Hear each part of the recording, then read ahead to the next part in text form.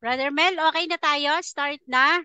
Naka-live na tayo. Sandali lang, kausap ko lang si Padre. Okay. Opo. So, pa-share po tayo mga kapatid ng ating live today at meron naman po tayong magaganap na isang friendly discussion. Ayan. So, sa pagitan po ng ating kapatid na si Brother Mel and Brother Mark Umbao, Romero Umbao. Ayan.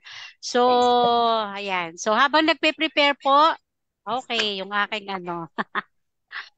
So habang nagpe-prepare po at meron lang pong konting ano, ah ayan. So maya-maya po ay sisimulan na natin ang Mag-headset lang ating. ako, mag-headphone para na maganda. Okay, sige, Bromel. Ah, Kasi again, natutulog pa-share na po si nung Father. ating live mga kapatid ha, pa-share po nung ating live. So ngayon po ay syempre live po tayo ngayon dito sa atin sa In Defense of the Truth. Ayan, so may magaganap po muli na isang maginoong talakayan at maya-maya po ay prepare po tayo. Okay, so yan.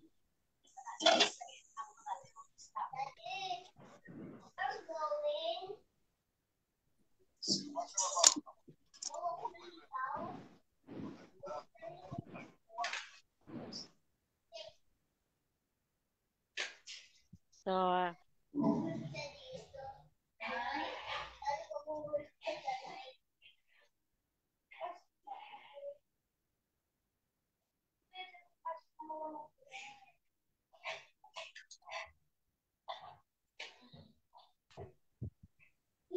okay na po tayo? Ah, okay, Brother Mark, test mic po tayo, test mic para Mic po test, mic test. okay, klaro. Again, pa-share po ng ating live ngayon. Magkakaroon na naman tayo ng isang pag-aaral. At syempre, ito ay sa pamamagitan po ng ating debate ng ating kapatid na si Brother Mel at si Brother Mark. Mark Umbao. At abangan nyo po yung mga iba pa po natin na debate na magaganap. So, siniseta pa po namin with, yan, medyo marami pong topic na na-send sa akin. Pero, syempre, ayan, isiset po muna natin. So, magaganda po yung topic ng kapatid na yung isang STA po, si Brother Ruben. So, yan, may mga nagpapaset po ng debate. So, pila-pila lang po tayo ha. Pila-pila lang po. So, kung meron po kayong gusto na pag-usapan dito at meron po kayo ng mga ibang nating kapananampalataya at mga kaibayo sa pananampalataya, kung gusto niyo pong magpahayag dito sa atin sa Defense of the Truth page ay pwedeng-pwede po at open na open po. At kung meron po kayong mga gustong topic at gusto niyo po na dito ganapin ang isang maginoong debate, ay inaanyayahan po namin kayo at ito po ay bukas para po sa lahat, hindi lamang po sa ating mga kapatid na Katoliko, kung hindi sa ating mga kaibayo din po sa pananampalataya. Amen po. Ayan. So, shout out po tayo dyan sa atin sa comment section. Si Bro Elias Arsadon and Empleo Ricky. Ayan. Glory be to God, Banat Bromel. So, yan. So, 10-10. So, wait lang po yung ating uh, rules.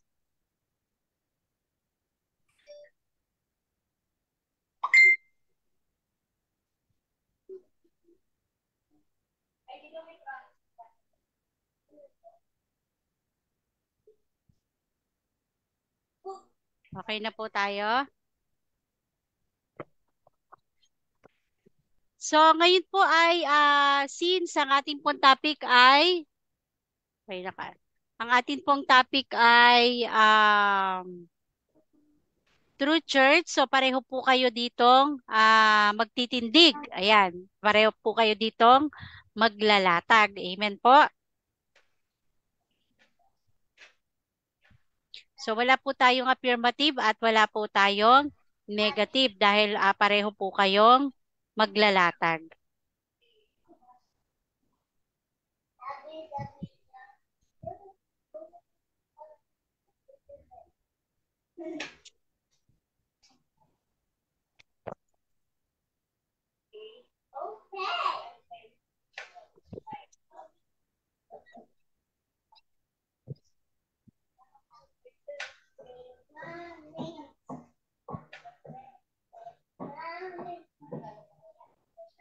At syempre, magandang gabi din po dito sa atin, yung mga nandito po ngayon sa atin sa loob.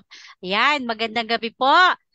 Sir Halis, magandang gabi po si Brother Adelberto Arroyo and Sis Lynn Collado. At syempre po si Ma'am Angie. Ayan, si Bro, lumabas na kanina eh.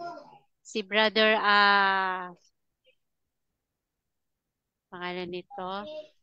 Si Bro Harry pala, ayan. So, may pumapasok pa. Ayan. Magandang gabi din po sa iyo, Brother Mike. So, okay na po ba tayo, Brother Mel?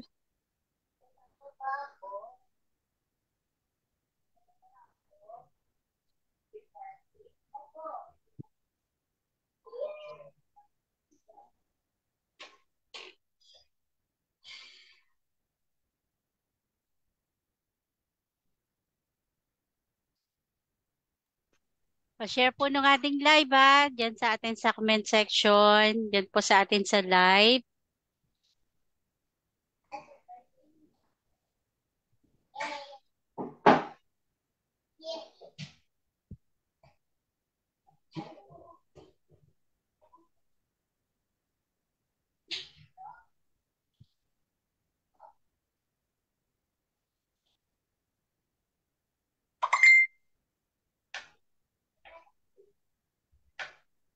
Magandang gabi po, Bro Albert Hinkel. Ayan.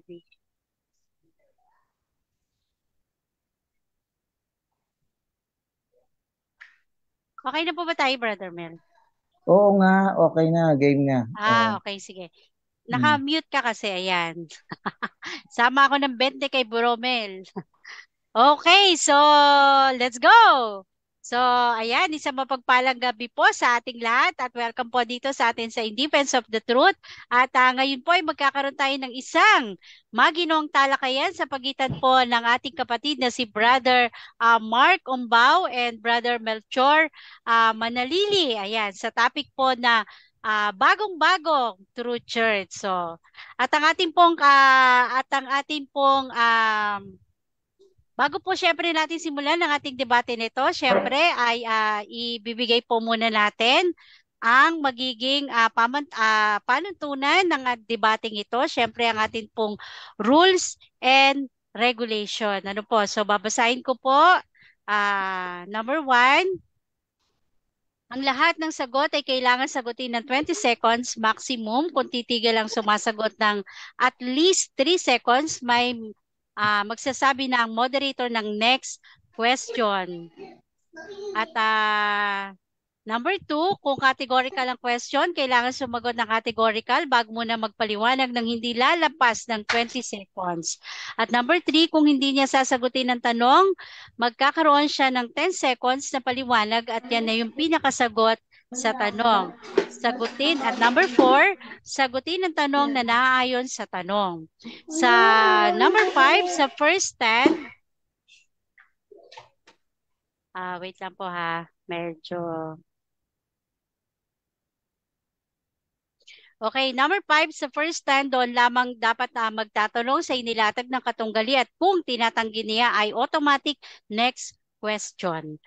At sa rebuttal, doon na lamang pwedeng itanong ang lahat. At number 6, ang debater na makatatanggap ng 2 warning mula sa moderator ay may kaukulang disiplina. Babawasan ng 1 minuto sa kaniyang oras ng pagtatanong o daragdagan ng 1 minuto kung ang tinatanong naman ang paglalapatan.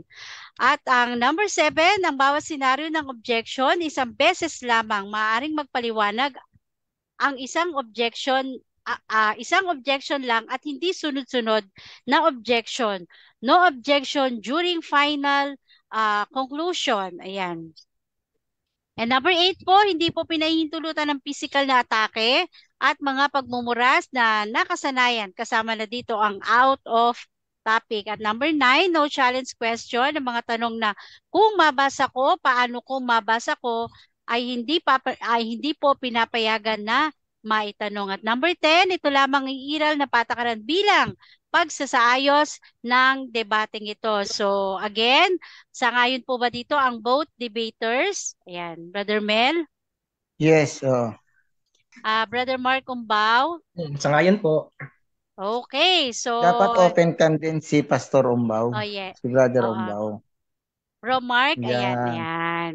So para po maganda tayo, no? Kasi talagang required po rin namin talaga dito na mag-open cam po tayo. At syempre, bago po natin simulan muli ang ating magaganap na talakayan na to, syempre, pakilala po muna natin. Pakilala po muna ang bawat debater. So, Brother Mel. Kilala na ako ng mga yan. Oo. Kahit nga hindi ko kilala sila, kilala na nila ako, no? Ang lahat ng kapurihan, kaluwalhatian ay para sa Diyos lamang at sa kanyang simbahan. Hindi ko pwedeng ipakilala yung sarili ko. Ang Diyos po ang ating dapat pakilala at ipagmapuri. Yun lamang po. Okay, so Kilala na ako. Brother Mark. Ayun, Mark Umbaw po sa panig ng Born Again, One is Born Again. Ititindig ko, patutunayan ko po na ang Born Again, ang totoong iglesia na tinayo, tinubos ni Yoshua, at kasama sa presentation ko kung paano maging membro o kasapi ng totoong iglesia. Yun lang po. Salamat. Okay, so God bless sa ating both debaters. So, hindi na po natin patatagalin. So, Brother Mel, ikaw po yung una. Ako yung una. Okay. Okay, So, so ilang kung ready minuto ka ba yun? Ilang minuto? Yes, 10-7, 10-7 po tayo and the final Na conclusion 10-7. is 5 seconds. So, 5 kung ready ka seconds? na, ay Ako 5 minutes pala, sorry. 5 minutes. So, kung ready ka na, Brother Mel, time start now. Okay, so magandang gabi sa ating lahat na napakaganda ng topic tungkol sa sino ba ang tunay na simbahang itinayo ng ating Panginoong Hesukristo. Clear ba yung boses ko? Clear? Maririnig? Yes, Malakas? klaro, klaro, klaro. Okay, no, sino ba? Marami kasing nag-claim na iba't ibang mga relihiyon na sila raw ang tunay na iglesia na itinayo ng ating Panginoon. At ginagamit pa yung mga pangalan o yung mga description o descriptive name na nakasulat sa Biblia at ikakapit nila, sila daw iyon. No? Madaling magsabi na sila iyon pero mahirap magpatunay na sila nga iyon. No? Dahil kinakailangan meron tayong tinatawag na root kung saan nagmula ang tunay na simbahang tinayo ni Kristo. Siyempre, unang-una, ang founder dapat si Kristo. At ito ay nakaugat sa pananampalataya kay Kristo na ibinigay niya sa mga apostol at sa kanyang mga alagad, no? Doon po, no, dapat meron tayong church history na magpapatotoo at magpapatunay diyan. At dapat po, wag lang po tayo magpapalinlang na porque ang kanilang pangalan ng kanilang mga iglesia ay mababasa sa Biblia, ay sila na yon. Hindi po. Titingnan natin kung sino yung founder, at kung ito ba ay tatag mismo ng tao. Ayan, no? Kasi madaling angkinin na ang pangalan ng kanilang simbahan ay nasa Biblia, no? Marami yan, iba-ibang umaangkin na sila daw iyon. Pero pag tinanong mo about church history, hindi nila ma-prove na sila nga yung tinutukoy doon. Dahil ano ba ang ibig sabihin ng iglesia o sa tinatawag nating simbahan? Ito yung sa Griego ay tinatawag na ekklesia, di ba? O yung tinatawag na kaleo, ibig sabihin tukol, no? Tinawag, tawagin, no? No, pagtitifon, no? Yan ang ibig sabihin ng iglesia. Sa Hebrew tinatawag itong kahal, ayan, no? To call out sa Greek, no? Kaleo, no? Pagtawag, no? Kaya dapat alam natin ang mga kahulugan ng sinasabing iglesia. Ito yung sambahan niya ng Diyos. Ang tunay na sambahan niya ng Diyos, kung titingnan mo sa Old Testament, ay ang mga nagiging mga miyembro at mga nagiging leader nito ay nagiging banal, kagaya ni Moses, ni Abraham, di ba? Ni Jacob, na yung kanyang sambahayan ay nakakapag-produce ng mga banal. Sa Old Testament pa lang yon.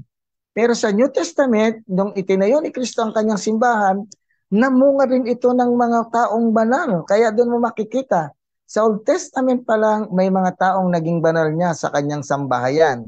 At sa New Testament, si Jesus, itinayo niya ang kanyang simbahan sa Mateo 16:18, na hanggang ngayon ay ito'y patuloy na mumunga ng mga banal. Diyan po natin makikita ang sambahayan ng Diyos. Sa Old Testament pa lang, ang iglesia o ang kawan o pagtitipon na sambahayan ng Diyos ay may mga banal na.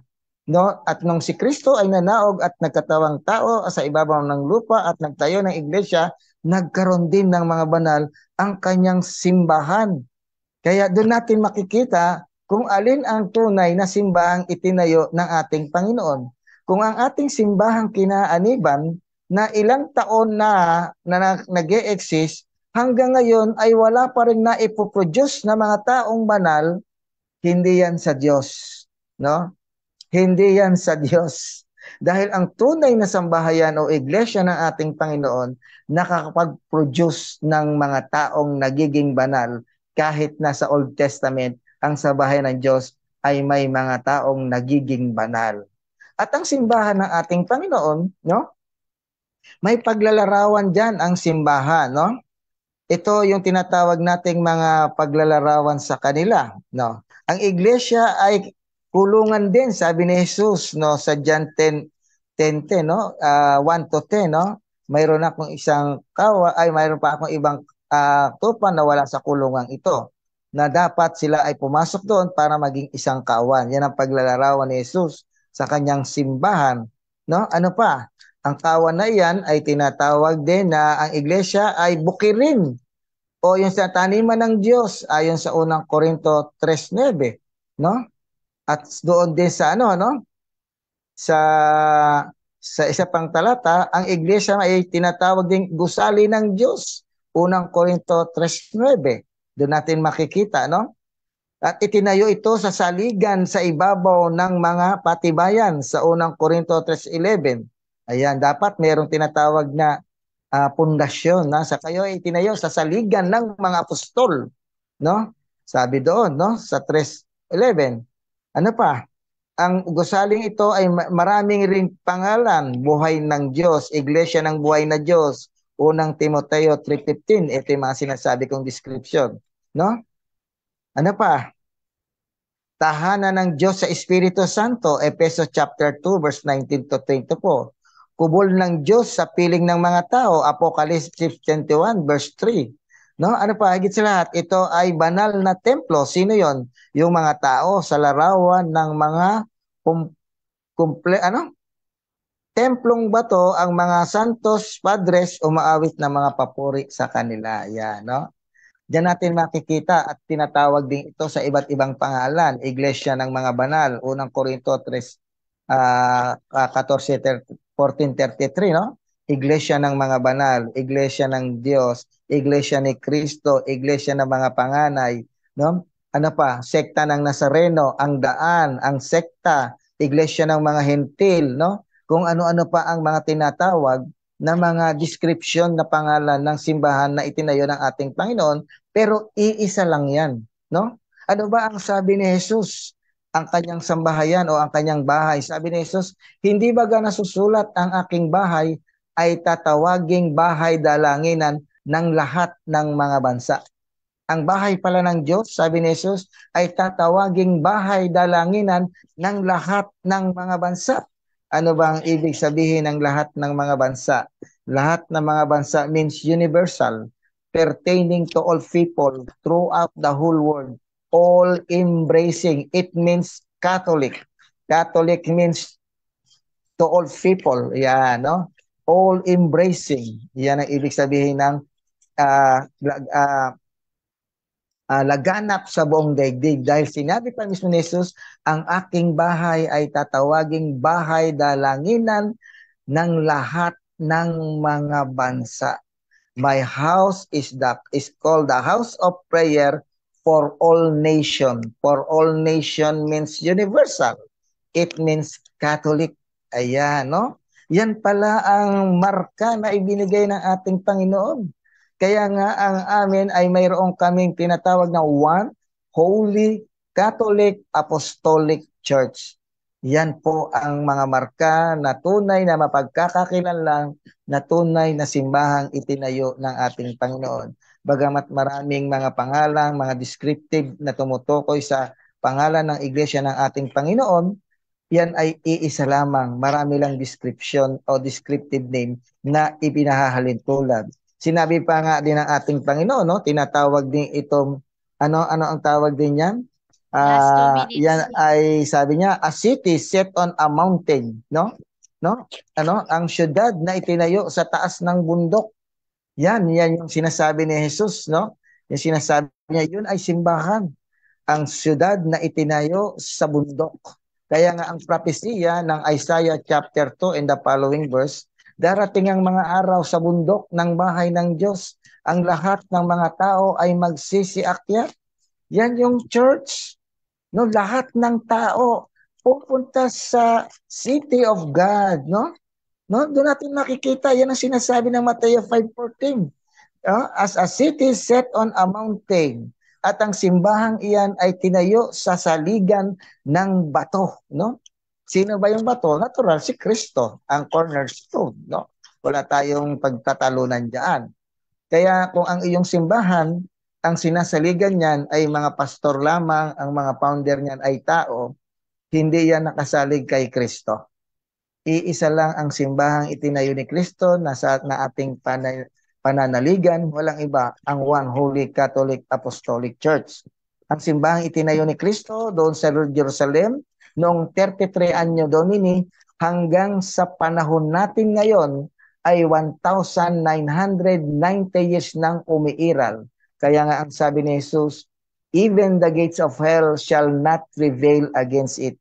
At sinabi niya pa kay Peter, I will give you the keys of heaven. Whatsoever shall be bound on earth, bound on heaven. Whatsoever shall be loose on earth, loose in heaven. No? Ano mang ipagbawal mo sa lupa, ipagbabawal sa langit. Ano mang pahintulutan mo sa lupa, pahihintulutan sa langit. Okay, Ibig time is sabihin, up. ang tunay na simbahan may authority. Time is up. Okay.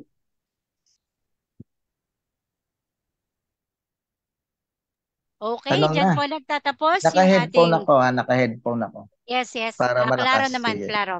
Okay, dyan po nagtatapos ang first stand ng ating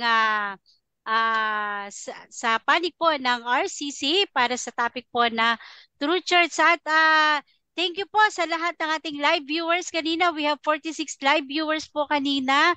So maraming salamat po at shout out po dyan sa atin sa comment section. So ngayon po ay dadako na tayo sa ating cross-exam ng ating kapatid na si Brother Mark Umbao. So kapatid kong ready ka na po for your para po sa iyong 7 minutes na pagtatanong. Ready ka na po? Yes po, ready na. Okay. Yes, time start now. Brother Mel, unang tanong ko po, nabanggit niyo history ng iglesia, yung Yes. pinagmulan. Opo. Kaya tanungin ko po ito, sa pamamagitan po ba ng hindi, si Yahushua po ba ay buhay pa nung naitatag ang Roman Catholic Church? Buhay pa po ba si Yahushua? Okay.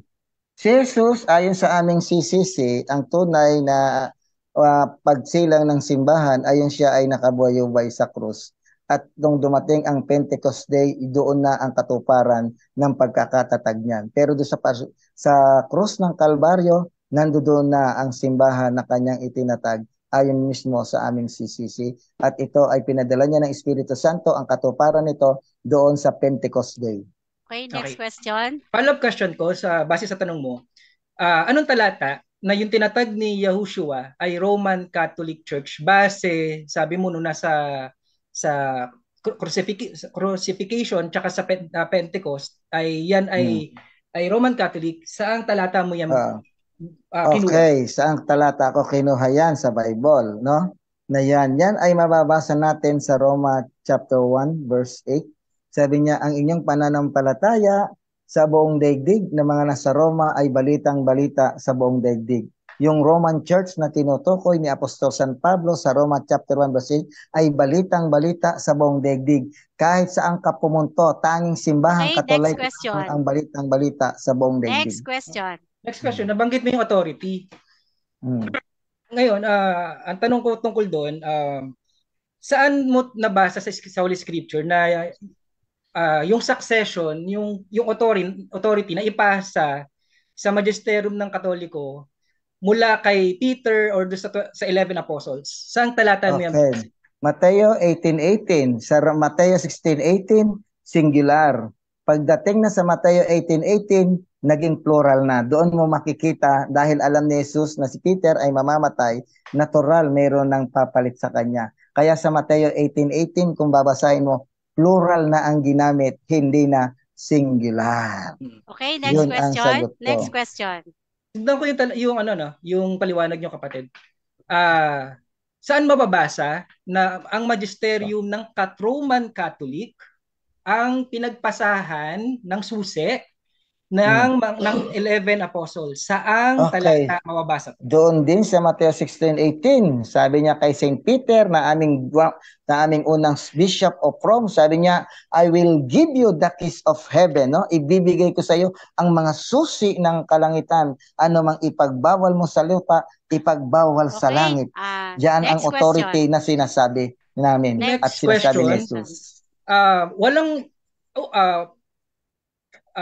Aamin po ba kayo na walang Roman Catholic doon? Pwedeng born again yun, Baptist yun, MCGI yun, Iglesia ni Cristo, yung pinasahan ng susi dahil walang Roman Catholic doon. Aamin po ba kayo o hindi? Aamin ako kung gagamitin natin yung Bible na ginagamit ko rito, total nasa Palawan ako, na may nakasulat doon letra por letra Roman Catholic Church. Ayon mismo sa Baptist na Bible na ginagamit ko noon nung nakadebate ko ang isang Baptist. Nando doon letra por letra at even si Peter binabanggit doon na unang Pope sa Roma, doon sa Baptist sa Mateo 16:18 na kanilang ginagamit. Nando doon 'yon. Sundan ko yung kapaliwanag mo, kapatid, no? Ano yung binabasihan mo? Commentary o yung sinulat ng mga apostoles na Holy Scripture? Commentary ba yan? Yung tinutukoy mong nakasulat sa Bible?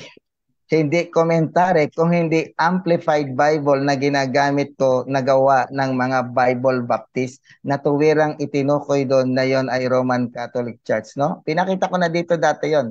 Nawala lang ako sa Manila kaya hindi ko maipakita ngayon, no? Okay. Nandoon yun. Next question. Iwan na kita dyan. Yung sabi mo nagpo-produce ng banal, yes. nagbubunga ng mga banal ang isang iglesia. Yung sa Acts 2:38 hanggang 47, yung mga nabautismuhan sa pangalan ni Yahushua na ibinilang na iligtas, binilang sa mga ligtas, yung po ba ay nag-produce ng mga banal o hindi? Unang-una, hindi kasi depende yan sa taong magpapatuloy sa Panginoon. Kahit na nabautismuhan ka, kung hindi ka naman magpapatuloy, saan ka makaka-attain ng kabanalan? Ang kabanalan, kapag ikaw ay nabautismuhan, dapat makikita natin si Kristo sa pagkatao at buhay natin. Doon natin makikita ang isang taong nagiging banal. Binautismuhan ka nga, ngunit hindi ka naman nagpatuloy, no? Yun ang sagot ko. Sundan ko yung sagot mo, kapatid, no? Ibinilang na sila sa mga ligtas. Hindi pa ba yan mga banal? O hindi? Pag sinabing binilang na sila sa mga ligtas, titingnan natin yung context ng text. Counter po, objection po, categorical po. Okay, objection? Apo. Yes, anong objection? Categorical po. Okay, Brother Mel, categorical. Banal so, categorical. Ano bang talata yung ginamit mo muna bago ka Acts 2:38 to 47. Acts 2:38 to 47. 47. Yung mga ibinilang. 42 and 47.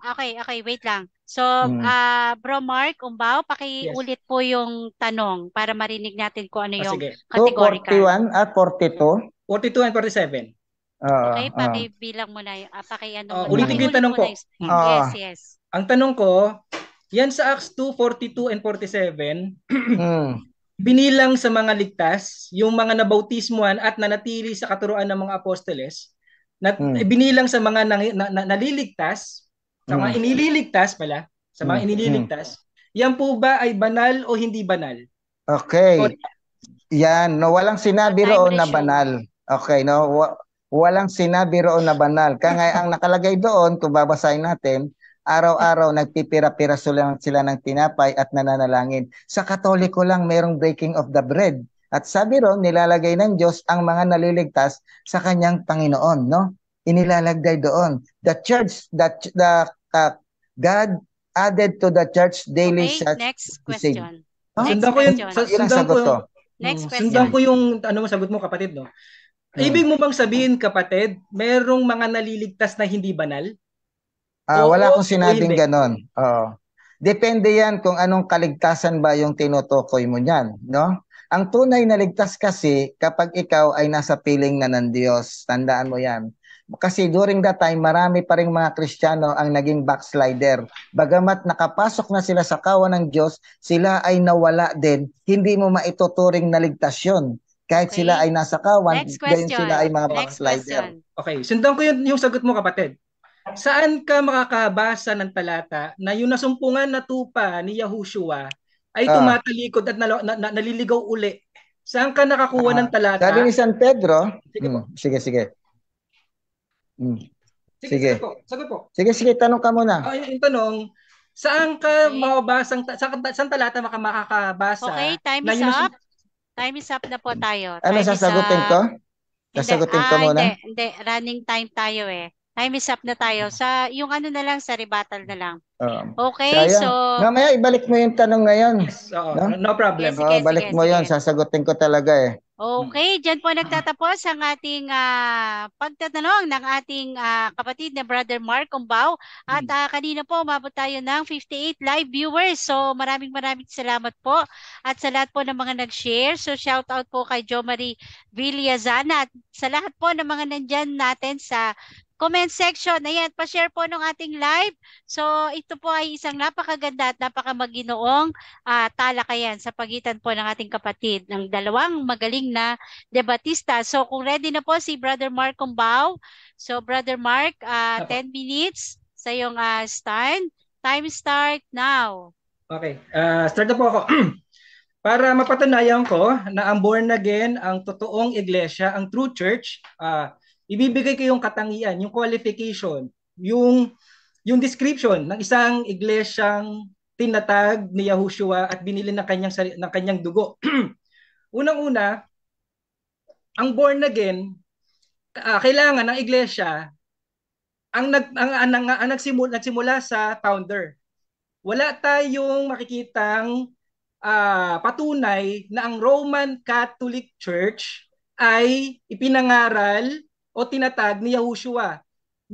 Inuugnay nila to kay Peter. Okay? Kay Peter nila inuugnay pero walang direktang kaugnayan o koneksyon o patunay na ipinangaral o nagsimula kay Yahushua ang Roman Catholic Church. Mamaya, ipapaliwanag ko pa. Maganda yung talatang binigay niya kanina dun sa John 10, ano yata yun? Oo, yung John 10, yung isang kawan, tsaka may iba pang kawan. Magandang, hindi ko naubos lang yung oras ko sa tanungan. Ah, may tatanong ako tungkol sana doon, pero sige, mamaya na lang, pag sa second rebuttal na lang. Ngayon, tandaan po natin, ang born again ay si mismong ang founder, ang nangaral ng born again. Okay? Ah, hindi katulad sa Roman Catholic, wala kang maiko-connect eh. Maiuugnay mo sa founder yung Roman Catholic Church, puro claim, puro haka-haka, kutok-kutob. Nagtanong ako kanina, 'di ba? Yung kaninang tanong ko. Oh, saang mababasa na yung succession na ipasa sa magisterium ng Katoliko? Yung talata, walang Roman Catholic doon. Dapat pwede mag-claim doon sa talata. Di napakahina ng talata para gamitin niya. Para gamitin sa kapakanan ng Roman Catholic Church. Wala. Wag mong gagamitin yun kasi walang Roman Catholic Church doon. Lahat ng relihiyon, lahat ng sekta, pwede gamitin yung talatang yun. Okay? Para malinaw, hindi mo pwedeng gamitin talata at kayo lang aangkin nun. Hindi pwede yun. Kasi nga, walang Roman Catholic Church doon. Pangalawa, ang born again, nagsimula yan, marami ako nakikitang debate sa True Church, hindi nila mapakita na sila yung galing sa Pentecost, sa araw ng Pentecost, sa Day of Pentecost. Hindi eh. Bakit? Kasi wala yata sa mga nagki-claim dito na nabautismo sa pangalan ni Yahushua. Di ba? Kaya hindi nila maklaim eh. na kami galing talaga kami sa pagbaba ng Holy Spirit sa Day of Pentecost. Ba't hindi nila maklaim? Di ba? Tinanong ko sa kanya, sa 42 at sa 47, sino yung mga naligtas doon? Binibilang sa mga ligtas. Sino yung mga binibilang doon? Hindi Catholic. Bakit? Hindi sila nabautismo sa pangalan ni Yahushua. Ewan ko ba't allergic sa pangalan ni Yahushua eh. Di ba? Tapos ganito, yung born again, sa kasaysayan, makikita natin, matitrace natin talaga, nagmula sa Day of Pentecost, na natili sa aral ng mga apostoles, di ba? Natili, nabautismuhan sa pangalan ni Yahushua, binabaan ng Holy Spirit, o nagnamunga ng pag-ibig, o sino talaga ang iglesia na tinutukoy ni Yahushua ang pinangaral siya sa John 3:3, yung pinangaral niya sa John 3:3. Walang iba kundi yung yung mga na-born again, nagkaroon ng experience na ipanganak muli, 'di ba? Malinaw 'yon. Wala akong nakikitang pwedeng itanggi 'yon. Dahil kung itatanggi mo yung bautismo kay Yahushua, eh hindi mo binihis si Yahushua. Hindi ka nakikabahagi sa kamatayan ni Yahushua. Bakit? Bakit ba tayo binabautismuhan? Sa kanyang kamatayan. Namatay ba ang Ama? Namatay ba ang Holy Spirit? Hindi namatay yun. Ibautismuhan yan sa pangalan ng Ama. Ano pangalan ng Ama? Yah. Diba? Hallelujah. Short form ng YHWH. Hallelujah. Praise you, Yah. Kaya nga Yahushua. Yah save. Yah is my salvation. Ang Holy Spirit, darating ang Holy Spirit sa pangalan ni Yahushua. Diba? Kaya hindi ko kayo iiwan mag-isa, ako'y makakasama nyo. Diba? Anong ibig sabihin? Isa lang ang Diyos. Isa lang ang pangalan na dapat ibautismo sa tao kasi isa lang ang namatay. Si Yahushua ang namatay eh. Binabautismo natin para saan? Para saan? Sa kanyang kamatayan para ibihis si Yahushua. Ibig sabihin ng mga Roman Catholic hindi binihis si Yahushua? Ay nakakatakot na simbahan to. Nakakatakot kasi hindi ibinihis si Yahushua. Hindi ibinihis. Pangalawa, ang born again ay mababasa sa Holy Scripture. Kumpara sa Roman Catholic, hindi mababasa ang Roman Catholic. May nabanggit siya, Catholic, Universal. Ang Roman, nabasa? Hindi. Roman Catholic Church, wala. Pero ang born again, nababasa, bunggo, born again. Diba? Ang born again ay idinagdag sa mga alagad na nanaligtas sa Acts 2:42 hanggang 47. May talata nababasa. Tapos, ito pa mahirap sa Roman Catholic eh, isa sa pangalang Roman, kasi yung sa Daniel 2:33 yata ako na magkamali. Sa Daniel 2, yung bakal na binti, yung Roman yun eh, Roman eh. Hindi, ewan ko ba't hindi nagmamali siya yung mga kapatid natin sa samahan na to. Yung binti, Roman yun eh, Roman. Tapos yung paa, putik, tsaka bakal na pinaghalo. Ano ibig sabihin? Yung simbahan, tsaka yung pagan Rome Empire, pinagsama kaya Roman Catholic Church. Kaya paganong Kristiyano. Yan ang nakakatakot pansinin nyo, ayoko nakikipagdebate na sa ibang religion eh. Gusto ko Katoliko lang kasi iba talaga, ito yung ina eh. Ito yung para sa akin, ito talaga yung ina na dapat tutukan eh. Kasi sila talaga nagbunga lang naman sila ng mga Trinitarian na Baptist, Trinitarian na born again, Trinitarian na MCGI, Trinitarian na kung ano-anong sekta. Silang pinanggalingan talaga lahat. Kaya interesado lang talaga ako sa Roman Catholic Church na kalibate. Tapos ngayon, ang born again, ito pa, isa pang katangian ng iglesia na totoong iglesia. Ang born again ay nangangaral na hindi hihigit sa pinapangaral ng mga apostol. Ano mga talata? Acts 2:42, Galatians 1:8, 1 Corinthians 4:6. 'Di ba? Ang Katoliko, ang daming tinuro yan. Yan na nga, magandang example, Trinity. Ano ba yung Trinity? Isang Diyos, ang isang Diyos daw tatlong persona na magkakahiwalay at ang bawat persona ay ganap na Diyos. Wala kang mababasa niyan, kapatid. Walang apostol na nangaral niyan.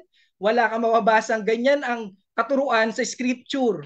Kaya gagamit sila ng paraphrase para magmuka. Magmuka, pero Bigay mo yung talata, timo, yung sa Amplified nga, nagulat ako yung Trinity, kinakausap yung Father, Son, Holy Spirit. Ilan Diyos na yun? 4 na yun, hindi na 3. Last 2 minutes.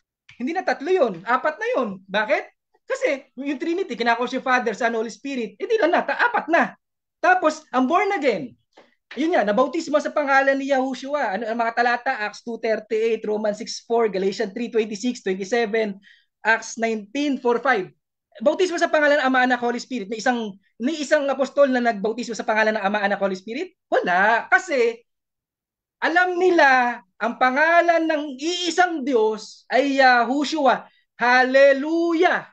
Hallelujah! Yung short form ng YHWH, nasa pangalan ni Yahushua. Ano ibig sabihin ng Yahushua? Yah save. Yah is my salvation. Okay?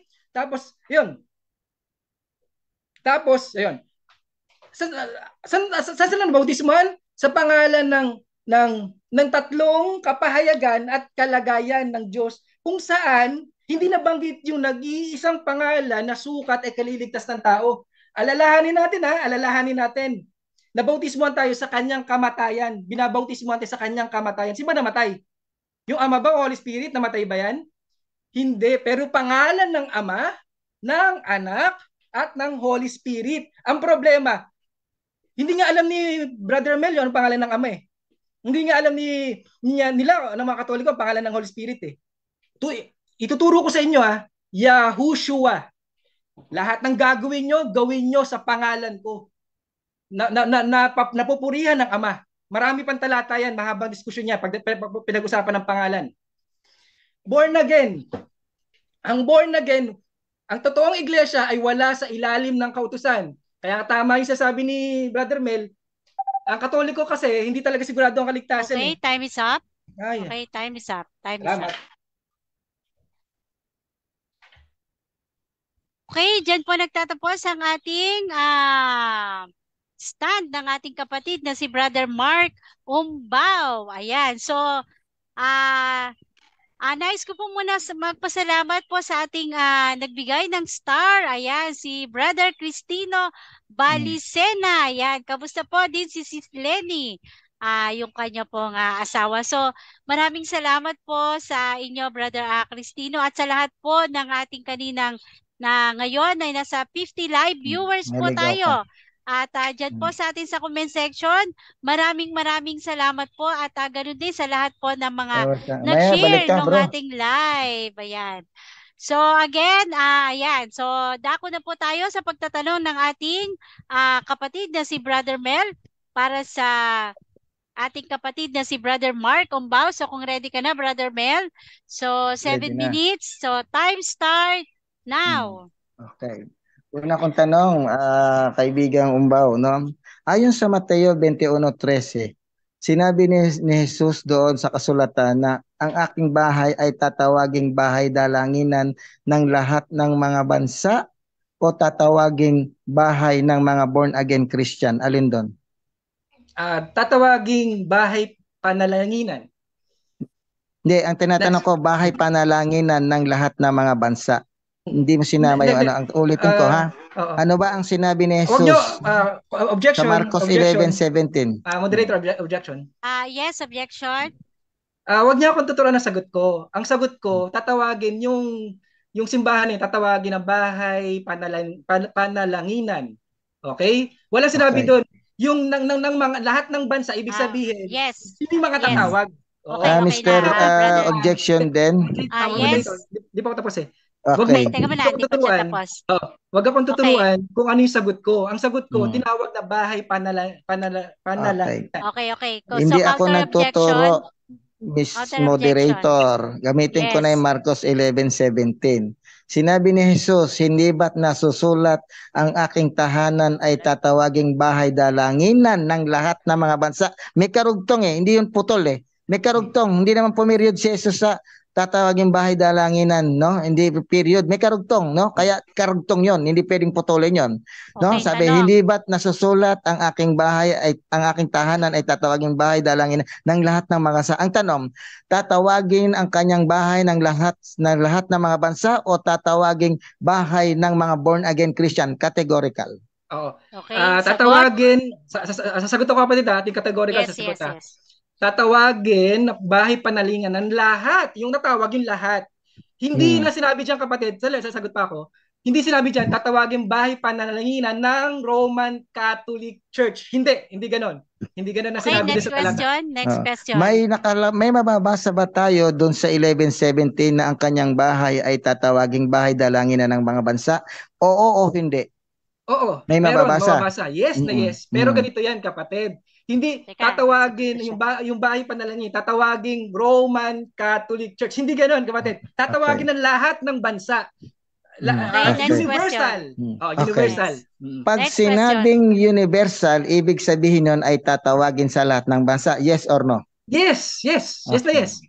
Kaya kapatid ganito, ang problema, ang pangalan ng simbahan nyo, Roman, Paganong, Mm. Kristiyano, Roman Catholic Church. Pinagsamang Roman Empire at Kristiyano, kaya Roman Catholic Church. Okay, Correct. next question. Next Dahil question. tanggap mo na ang lahat ng mga bansa pala ay universal, tanggap mo ba pag sinabing universal, ibig sabihin nun ay Catholic? Yes or no? No. Categorical, yes. Translation. No. Okay. Translation ang Catholic tsaka universal translation or synonyms. Pero hindi kahulugan 'yon. Kapatid ganito, kapatid, maintindihan mo sana kapatid, no? Yung universal, pwedeng satanista 'yan, pwedeng born again, pwedeng baptist 'yan kasi kumalat eh. Okay, next question. Next Okay. question. Yung bang universal na para sa universal ay synonym ba yon ng Catholic? Yes or no? Yes, synonyms. Yes. Yes na yes. Oo. Kaya nga, gusto ko linawin sa kapatid, hindi Roman Catholic ang binanggit diyan, hindi Roman Universal, hindi. Hindi ganoon eh. Malinaw na pagano kay identified kayong pagano kasi Roman Empire, identified talaga Roman Catholic Church. Kaya nga hindi mo Okay. maalis yung saltang Roman eh. Okay. Next question. So, Next question. first question. Sabi mo synonyms yung salitang universal ng Catholic. Pwede bang ipalit ko as a synonym yung universal sa Catholic at gagamitin ko itong para sa lahat ng mga bansa? Pwede o hindi? Pwede. Kaya pwede rin gamitin ng born again yung universal eh. Di ba? Yung mga born again, yung mga sa alagad ba, walang born again? Di ba? Mga born again lahat yon kaya universal. Di ba? Lahat ng nasa iglesia na tinayo ni Joshua ay may born again experience. Lahat sila born again. Kaya Okay, universal. next question. Next question. Doon sa Mateo 16:18, sinabi ba ni Jesus doon na ang kanyang iglesyang itatayo sa ibabaw ng batong si Pedro ay born again Christian Church? Yes or no? No, hindi implicit, okay? Oo. Hindi siya implicit, okay? Pero ito malinaw kapatid, ito malinaw. Born again dahil ipinangaral ng founder namin. Pangalawa, nagkaroon siya ng katuparan sa Day of Pentecost. Ginanap namin yung itinuturo nung aming founder na hindi ginagawa ng Roman Catholic Church, na hindi ginagawa. Dahil lumabis sila sa tinuturo ng apostol. Next Okay. Sabi niyo, tinayo kayo nung Pentecost Day. Mula nung Pentecost Day hanggang ngayon, ilang taon na ang born again Christian Church? Panahon pa ni Day of Pentecost. Bakit? Bakit kapatid? Yung 3,000. Ilang taon na? Hindi ko mabilang kapatid, nalimutan ko, mahina ako doon sa ano. Pero yung 3,000 na idinagdag sa mga ligtas, kapatid, kumalat yan sa Asia, Judea, Samaria, kumalat yan. At nadadagdagan yan araw-araw. Dumadami sila kapatid. Pero ang Roman Catholic Church, saan to Next question. Next question. Doon sa Acts chapter 2 at 47, ang mga naliligtas ba doon araw-araw nagbe-breaking of the bread? Yes or no? Walang sinabing araw-araw. Ewan ko lang kung meron pasensya Meron. Basta araw-araw kami nagpipira-piraso ng tinapay sa templo, sabi doon. No, meron. Araw-araw ba nagbe-breaking of the bread itong mga naliligtas na to? Yes or no? Doon sa Yes. Pagpalagay natin, hindi ko na encounter yung verse niyan, na baka na overlook ko. Pero ito lang sinisigurado ko, yung breaking of the bread, yung pagpartake ng laman at dugo, hindi yan literal ang ginagawa ng Roman Catholic, literal na dugo at literal na nagiging cannibalism ang mga Roman Catholic. Hindi. Kahit makita mo yung ibang talata, minsan part 2, pag-usapan natin yung Eucharist yan. Next Okay. question. Yung church nyo ba, araw-araw nagbe-breaking of the bread? Yes or no? Yes, yes. Ang ibig sabihin ng maging partaker ka ng laman at dugo niya, maging kabahagi ka, ibig sabihin, tinanggap mo, ninanamnam mo, nananampalataya ka. Hindi yan literal, kapatid, na literal na iinumin mo yung dugo at laman ni Yahushua. Bawal nga kumain ng dugo eh. Next question. Diba? Next question. Okay. Kung araw-araw kayo nagbe-breaking of the breads dahil ginamit mo yung Acts 2:42, unang-una, saan nag-umpisa ang breaking of the bread ng born-again Christian kung kayo ay araw-araw pa lang nagbe-breaking of the bread? Saan at Kami, kailan kapatid, nag-umpisa? meron kaming actual Hindi, na saan at nag-breaking. kailan nag-umpisa ang tanong ko? Sa ano? Day of Pentecost. Day of Pentecost. Tapos, kung meron kaming breaking of the bread, yan kapatid, once a month, twice a month, miss again eh. Pero ang sinisigurado ko, yung pagtitake Okay, ng next question. Eucharist. Okay. Nung Next dumating question. ang Day of Pentecost, nagbe-breaking of the bread ba sila doon ayon sa Acts? Oo o hindi? Yes. Yes. Pero hindi yun kapatid, hindi yun ang tawag ito. Hindi yun inutos na araw-araw mong gawin. Wala kang mababasang araw-araw. Kung ginagawa man nila yun, nasa kanila yun. Pero hindi siya sabing, pag hindi, hanapan mo ang talata, Okay. pagka hindi sinabing araw-araw mong gawin niya, may impyerno ka. Yun. Okay, time is Bukod up. Time sa is argumento up. mo. Okay, time is up. Okay, so dyan po nagtatapos ang pagko-cross-exam ng ating kapatid na si Brother Mel kay Brother Mark Ombao. So, shout out po tayo dyan kay Samsam. Si Brother Ross Bibayotas na Lebo, ayan. Si Bro Monching at sa lahat po ng ating, hindi na po ako makapag-backread, ayan. So, we have 58 live viewers. Ayan, si Brother Arel Band Kayaw, si Brother Arel, ayan, dyan po yung ating mga kapatid na nandyan po sa ating comment section. Magandang gabi po sa inyo. And again, ayan, sa ating pastar. Maraming salamat po, Brother Cristino Balicena. We have another star na naman po siya. Thank you so much po. At ngayon po, dadako na po tayo sa ating rebuttal stand for 10 minutes. Brother Mel, ready ka na? Ready na. Okay, ready? So, time start now. Okay, unang-una, salamat no na yung universal pa daw, pwede palang isinonym at ipalit ang Catholic, no? Salamat at imamin siya doon. So, nung tinanong ko sa Mateo 16 kung sila ba yung church na tinayo na ba, sabi niya no. So, aminado naman pala, hindi pala sila yung Mateo 16:18. Nung tinanong ko siya kung ilan taon na ang born again Christian mula nung isinilang puno ito ng Pentecost Day hanggang ngayon, hindi niya alam. Kung ang isang true church ay talagang magtatanggol na siya ay tunay na church, dapat detalyado ito kung anong taon, kailan at daan. During the time ng Pentecost Day, hinihintay nila yung Holy Spirit. No? During that time. No? At yung sinasabi niya na wala daw mababasang Roman doon sa Biblia, doon sa First Peter chapter 5 verse 13, kung meron kang Bible ng mga born again Christian, yung nandoon sa The Message sa The Living Bible ba 'yon? Sabi, the church that here in Rome, ang iglesia o ang simbahan na nandito sa Roma ay mga kapatid ninyo kay Kristo. Hindi sinabing ang simbahang born again ay nandito sa Roma. Walang ganon. Sabi mo walang mababasa, meron. The church that here in Rome, she is your sister in the Lord. Meron. Pero ikaw, wala kang mababasa diyan na ang born-again Christian na nasa Roma ay kapatid ninyo kay Kristo. Wala. Pero yung hinahanap po ako ng talata, unang Fedro 3, chapter 5, verse 13, nando doon yung Roman Church. At yung Roman Church na yan, balitang-balita sa buong daigdig ang pananampalataya. Dahil aminado ka naman, ang buong daigdig o ang lahat ng bansa or universal ay pwedeng ikapit ang Catholic at gamitin na synonym. Kaya sabi doon, ang mga pananampalataya ng taga-Roma ay balitang-balita sa buong daigdig. Nando doon yung Roman Catholic. Nakalagay doon? Ano nakalagay doon? Yung salitang kataholos. No? No? Katangelitai and holotokosmo. Yung kata nando doon, no? Katangeletai and holotokosmo. Nandoon sa Roma 1:8, yung salitang Katoliko na dalawang words, no? Katangelitai and holo, kaya katahols throughout the whole. Tama, yung sinabi mo, pwedeng ikapit. Pero sa born again, na hindi ito pwedeng ikapit sa born again Christian church. Bakit? No? Bakit? Sa ibang dako, ang mga born again Christian, wala pa. No, wala pa. Wala pa, no?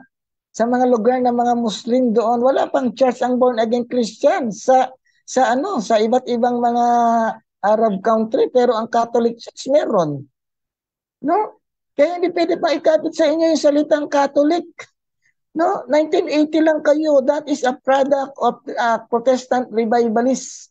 Mga iba't ibang Protestant revivalists, yung born again Christian church na yan. Dito natin makikita, no? Kaya nga nagtataka ako, ang topic natin true church, pero hindi mo itinayo na iyong simbahan ay true church. Wala kang sinabi kung kaninong authority galing ang born again Christian church. At wala ka ring patunay na ikaw ay mayroong apostolic succession. Samantalang kami, mayroon akong maipakita sa iyo na mga talata na may apostolic succession. At sabi pa ng talata, di ba, kayo itinayo sa saligan ng mga apostol. No? Nakasalig kami sa saligan. Kayo wala kayong koneksyon. No? Ang lalayo pa ng mga talatang ibinibigay mo. Paano kami maniniwala ng born again Christian? At yung salitang Yahoshua na yan, no? Unang-una, dapat pag mag-aaral tayo ng talagang ng Hebrew, walang dating shin ang Hebrew.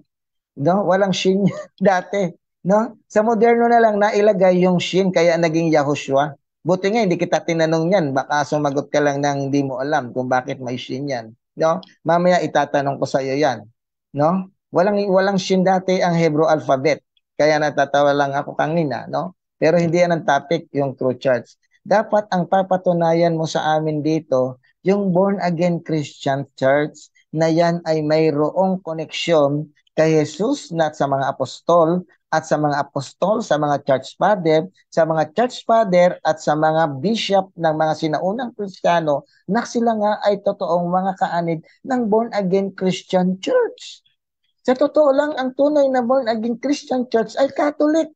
Sabi nga ni Jesus sa John 3:3, no? Except a man be born from the water and the Spirit, he cannot enter the kingdom of God.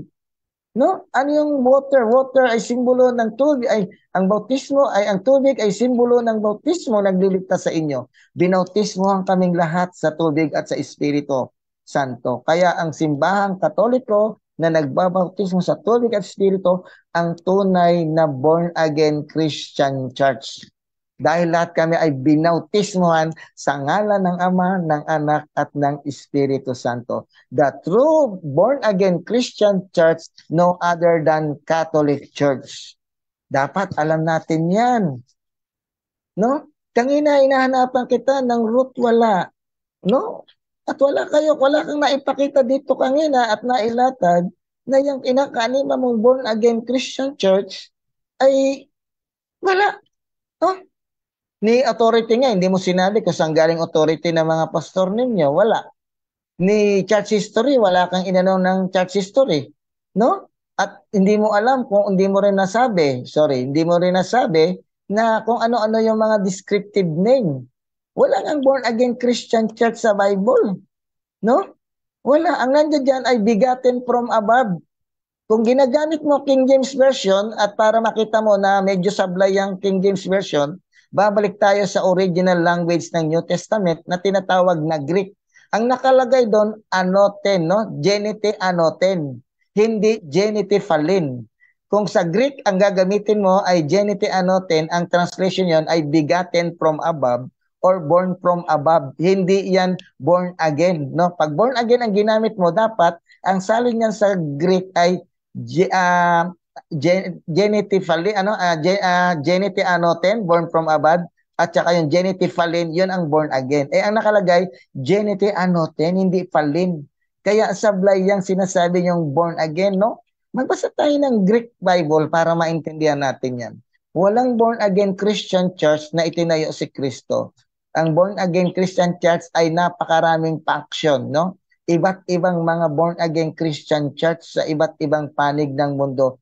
pero ang kanilang mga doktrina, ang kanilang mga aral ay nagkakaiba-iba. Pero ang simbahang Katoliko, saan mang lupalop ka magpunta, saan mang lupalop ka makarating, iisa ang aming doktrina, iisa ang aming pananampalataya, iisa ang aming pagdiriwang ng mga liturhiya, lalo-lalo na ang banal na Eucharistia.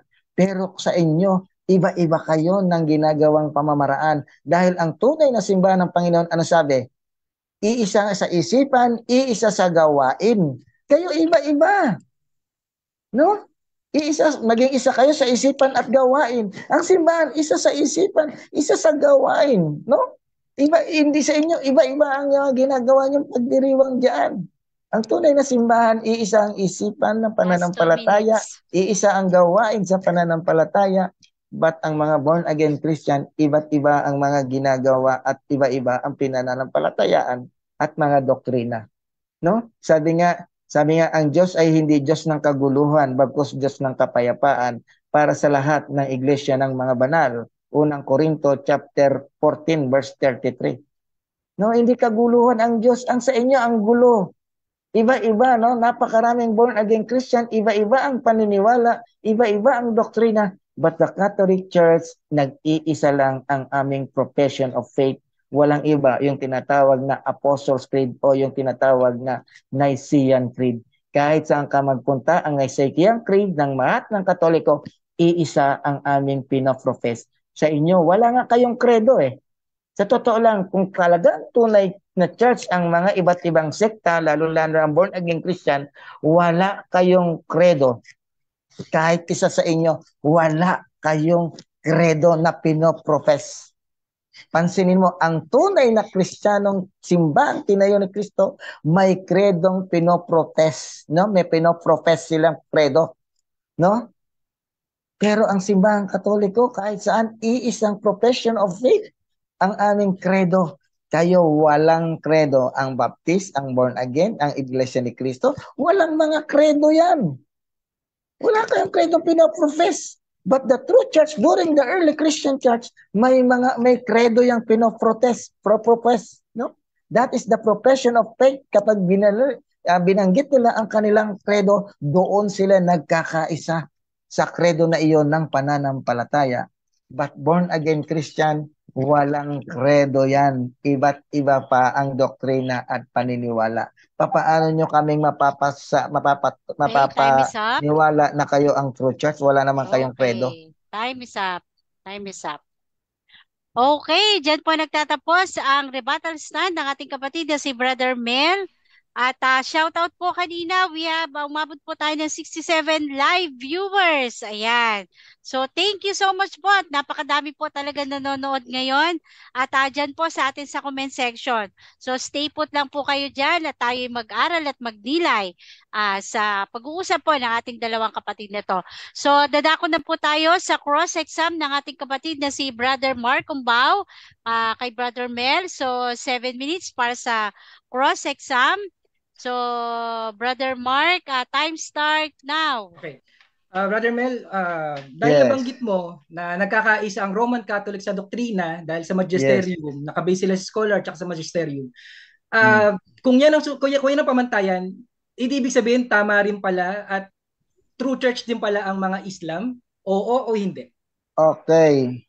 Unang-una, ang Islam ay hindi masasabing true church. Hindi. Bakit? Ang founder niyan ay si Muhammad, hindi si Kristo. Kaya hindi yan true church. No?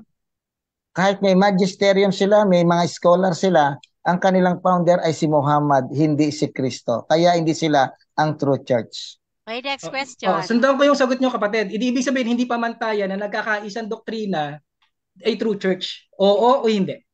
Hindi. Ang tunay na pananampalataya ay nagkakaisa ang paniniwala.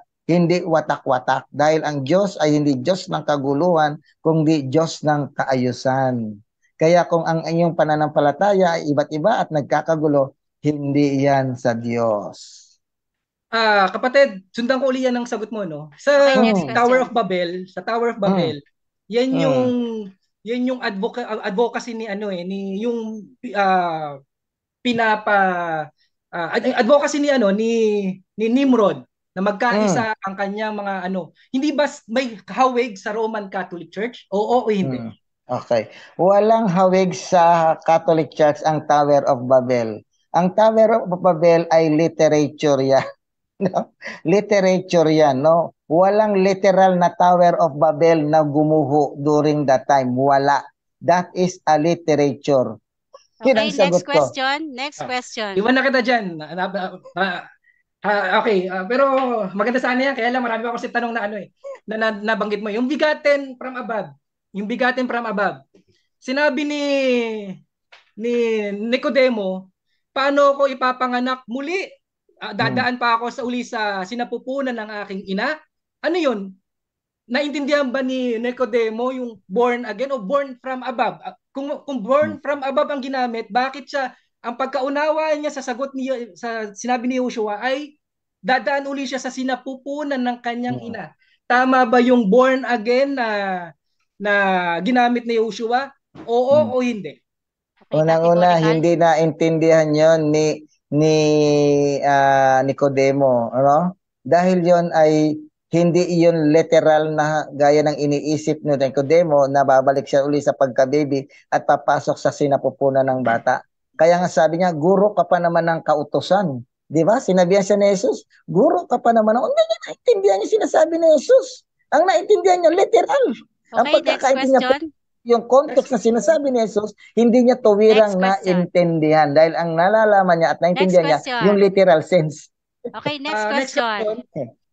Ang Roman Catholic po ba, ang kanilang kaloob, ang kanilang authority, ang kaloob po ba nila ay nanggaling sa succession o galing sa iisang espiritu? Hindi galing sa succession, no? Bago napunta sa succession, galing kay Kristo, kay Peter at sa succession, no? Ulitin ko, hindi galing sa succession, galing mismo kay Kristo at ibinigay kay Peter hanggang doon sa kanilang succession. Ayan, ang sagot ko. Galing Okay, mismo kay Kristo next bago question. napunta sa succession. Linawin ko sagot Next mo kapatid question. Ang nasa categorical ko, galing ba sa iisang espiritu o galing sa succession ang kaloob ng mga pari niyong maging obispo? Saan galing? Sa succession o sa iisang espiritu? Yun yung dalawang pagpipilian Sa succession o sa iisang espiritu? Galing sa Sagot. Espiritu Santo, John chapter 20 verse 21. At hiningahan sila ni Jesus, tanggapin ninyo ang Espiritu Santo, ano mang patawarin nyo sa lupa, pinatawad na nga, ano mang hindi pinatawad. Galing sa Espiritu Santo, ibinigay sa mga apostol at ibinigay sa mga succession. Kaya Okay, galing sa next Espiritu question. Santo na hiningan ni Jesus. Next question. Itong sa John 10:16 kasi binigyan mong talata to kanina John 10:16 yung isang kawan. Ngayon, ano ang pagkakaunawa mo sa talata kapatid? Yung unang kulungan na binanggit ni Yahushua, Hudyo 'yon, mga Hudyo 'yon o Roman Catholic. Tapos yung pangalawang kawan na pag-iisahin, anong pagkaunawa? Sino yung mga pag-iisahing kawan at yung nasa isang kulungan na ito? Sino yung tutukoy na nasa kulungan na isa? Yung nasa isang kulungan. Okay. Mga Hudyo po ba yun o Roman Catholic? Okay, sabi nga ni Jesus, both, no? Pag-iisahin. Sabi nga ni San Pablo, maging Hudyo o Grego, hindi na kayo iiba. Iisa na tayo kay Kristo. Yun yung kawan na sinasabi niyang pag-iisahin niya. Kaya nga sabi San Pablo, maging Hudyo at Grego, hindi na kayo iba. Iisa na tayo kay Kristo. That is a Roman Catholic Church ayon kay Baxter Bible. Next question. Ang tinutukoy ko kapatid hindi niyo naintindihan yung tanong, yung kulungan na tinutukoy. Maliban sa kulungan na ito, yung isang kulungan na yun tinutukoy, ano yun, mga Hudyo po ba yun o Roman Catholic? Sabi ko nga sa iyo no? Both, no? Both. Sabi nga ni San Pablo, maging Hudyo o Grego, iisa na tayo kay Kristo, wala na tayong pinagkaiba. Ayan, maging Hudyo at Grego, iisa na tayo. Greek Christian at saka Jewish Christian, iisa na tayo kay Kristo. Nabanggit mo kapatid kanina, walang simbahan, templo ang mga born again sa mga Middle East, sa mga sa South Korea, North Korea, mga bansang hindi mapasok ng mga born again. Ano po ba ang pagkakaintindi niyo sa templo? Building o yung mga mananampalataya? Ano po ba ang pagkakaintindi niyo? Sige. Depende, no? Pwede nating ikapit sa tayo. We are the temple of God, no? Tayo ang templo ng Espiritu Santo. Yung building, pwede rin nating ikapit sa literal na building, ang templo ng Diyos. Dahil doon nagkakatipon-tipon ang mga tao. The people gathered to the temple of God, that is called the church.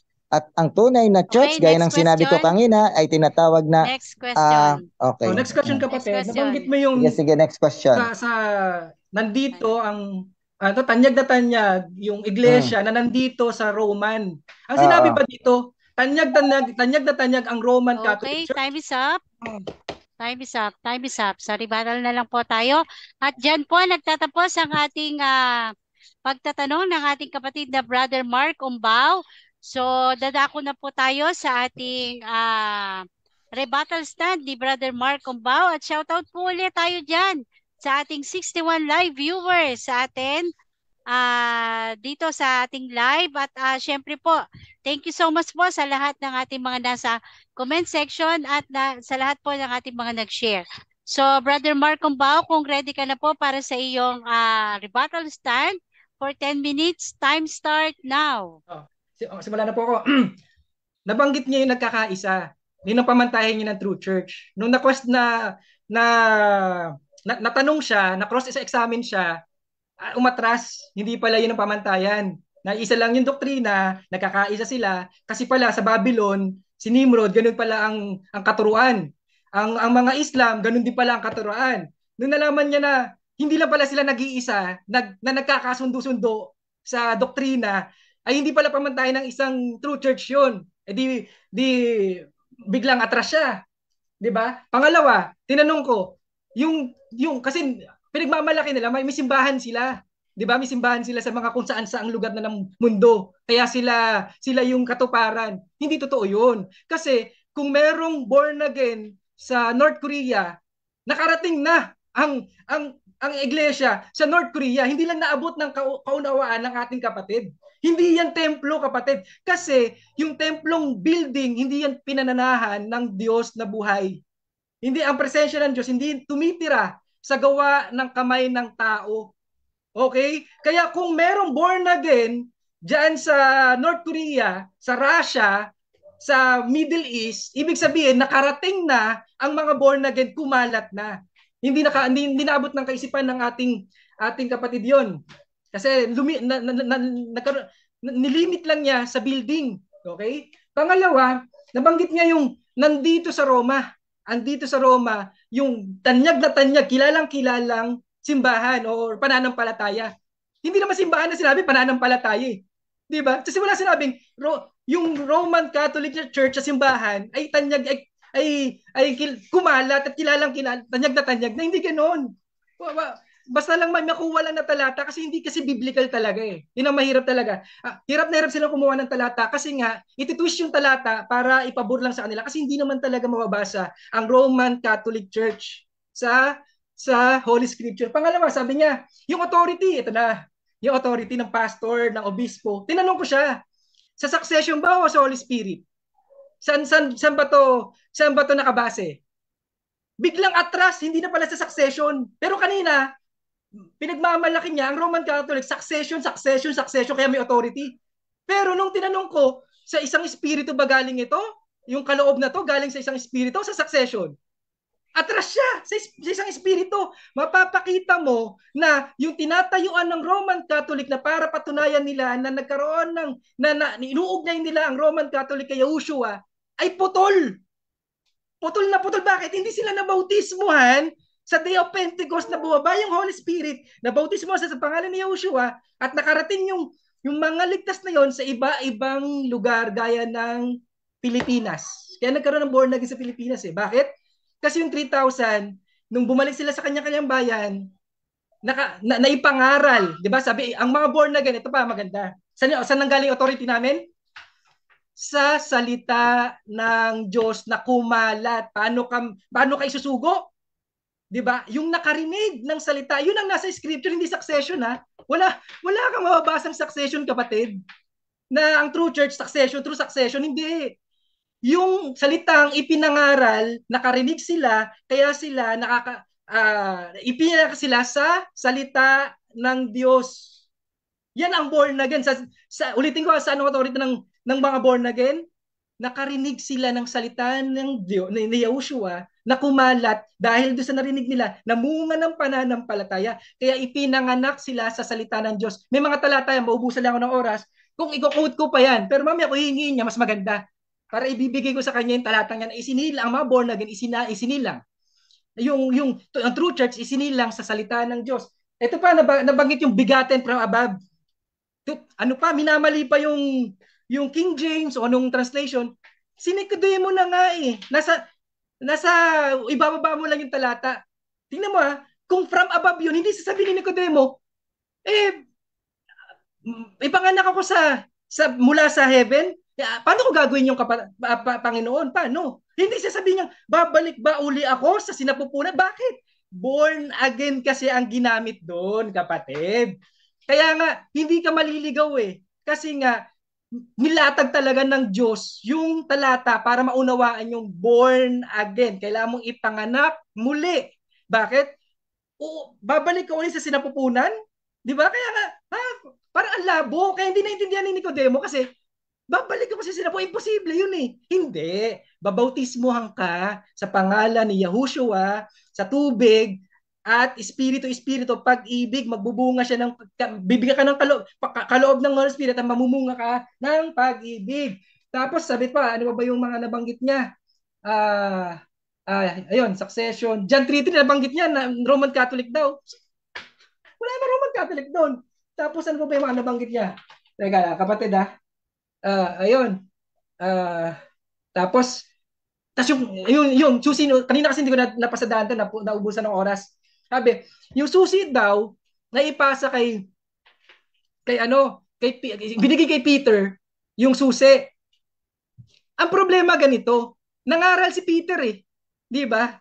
Nangaral si Peter ng ano? Repent and be baptized, 'di ba? Bautismohan kayo sa pangalan ni Yahushua. Sinunod ba ng Roman Catholic? Yung susi binigay na nga sa kanya. Yun eh. 'Di ba yung igapos mo, ibig sabihin, yung pagsamahin mo, yung maging kasapi ka, yung isasapi, magiging membro ng iglesia, yun yung meaning nun eh. Yung susi na yun. Yun yung ebanghelyo, yung namatay, nabuhay, nilibing at nabuhay muli. Kaya ang bautismo ay gospel, nangangahulugan ng ebanghelyo na may namatay, may inilibing at may nabuhay na muli. Yun yung good news eh. Ang problema, yun yung susi na binigay kay Peter. Kaya binanggit yung Peter na itong susi na to ibibigay ko sa iyo yan. 'Di ba? Ito pa. Sabi niya, ayun, yung kanina sa kawan, nawawala na yung mga natanong ko, nakakalimutan ko na yung mga natanong kanina. Yung sa kawan, sabi daw niya, both Katoliko at Hudyo. May Katoliko na ba doon, kapatid, nung nagsasalita si Yoshua doon? Alam mo, pangit yung nagsisinungaling, kapatid. Pangit yung nagsisinungaling. Hudyo yun. Yung unang kulungan na tinutukoy, kapatid, para matuto tayo mag-exegete mag-contextualize ng talata, mag-unawa ng talata. Hudyo yun. Yung isang kulungan na yun, at may iba pang mga kawan. Alam nyo, yung mga born again na nagkalat sa iba-ibang lugar. Kaya nga nabanggit sa kapatid yung ipinanganak sa Espiritu, yung sa John 3:3 pababa sa 8, sabi niya, yung ipinanganak sa Espiritu, hindi alam kung saan nanggaling at saan patungo. Bakit? Kasi ang hirap i-trace back nun. Alam mo, pastor namin. Paano ko i-trace yan na yung narinig niyang salita ng Diyos is kay ganitong kapatid, ganitong kakapatid. Pag tinrace back mo yun, napakahirap na nun i-trace back patungo kay Yahushua. Pero, paano natin matatrace back na galing yung kay Yahushua? Day of Pentecost. Meron po ba dito sa mga nakikinig dito na bautismo sa pangalan ni Yahushua?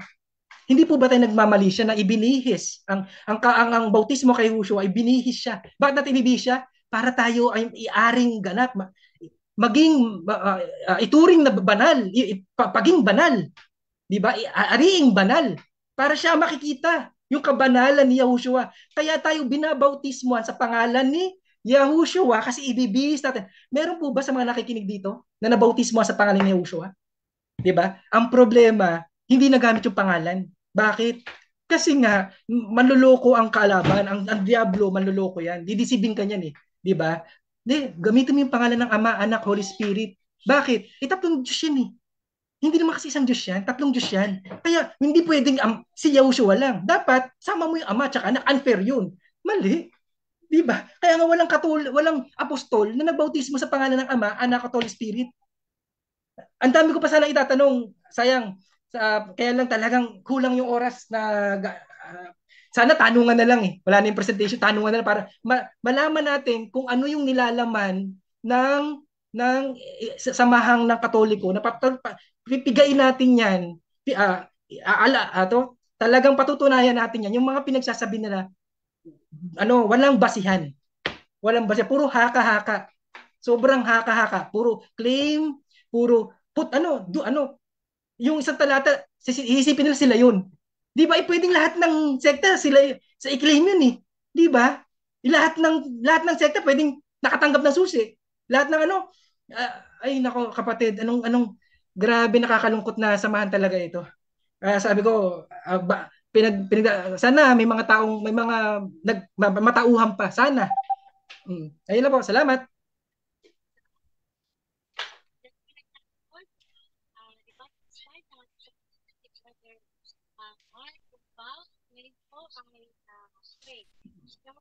Ma'am Moderator, wala pong sounds.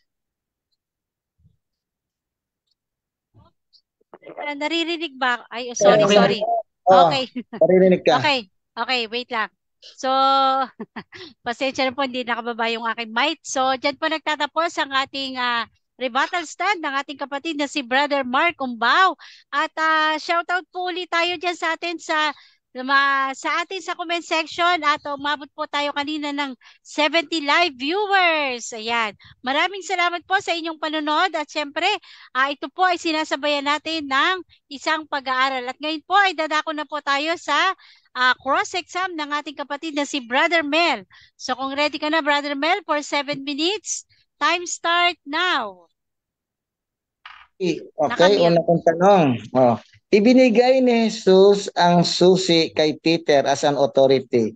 Mula kay Peter, sino namang pinagbigyan ni Peter ng authority sa mga pastor? Kung meron man, pwede mong pangalanan kung sino ang binigyan ni Peter ng authority sa pastor na magiging succession niya. Meron o wala?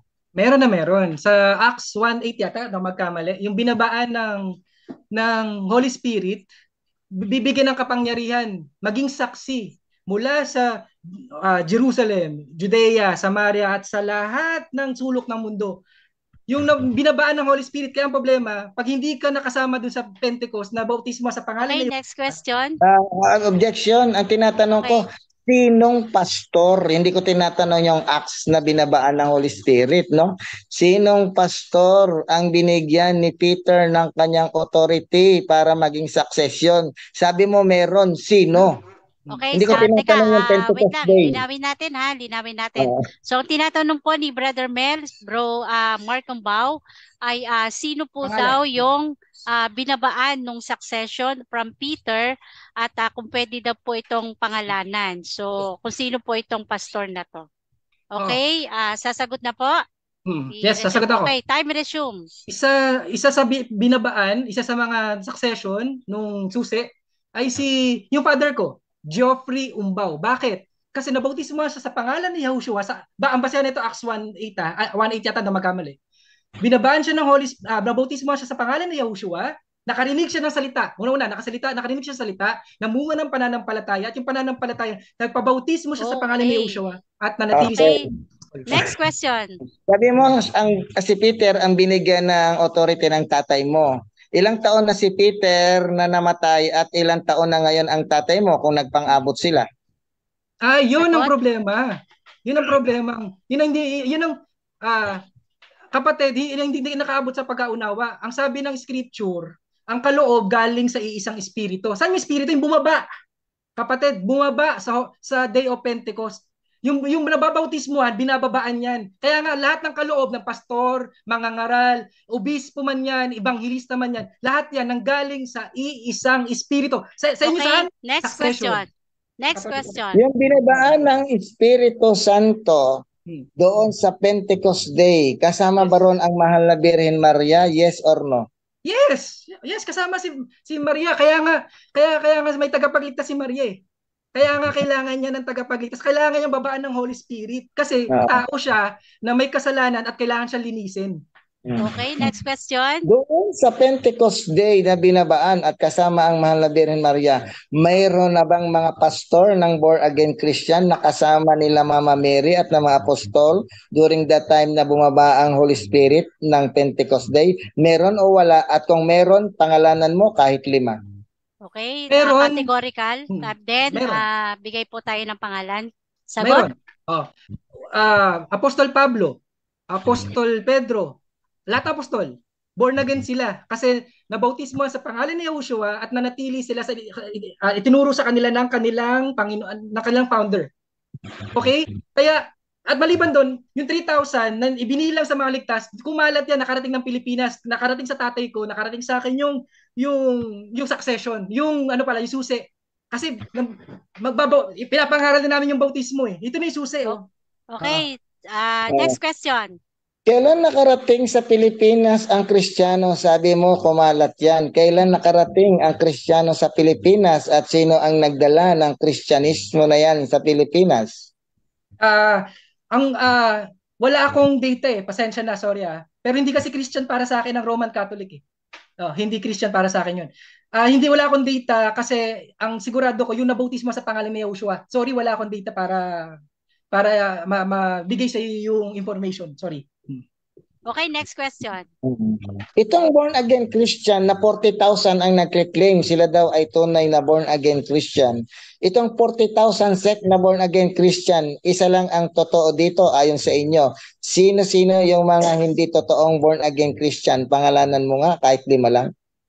Sorry, wala akong alam eh na kung sino yung born again na hindi totoo. Pero ang sigurado ko lang, once ang born again, hindi isa ang Diyos na sinasamba, hindi na bautismo sa pangalan ni Yahushua, hindi na natili sa aral ng apostol, at hindi nagbunga ng pag-ibig, hindi yan born again Christian.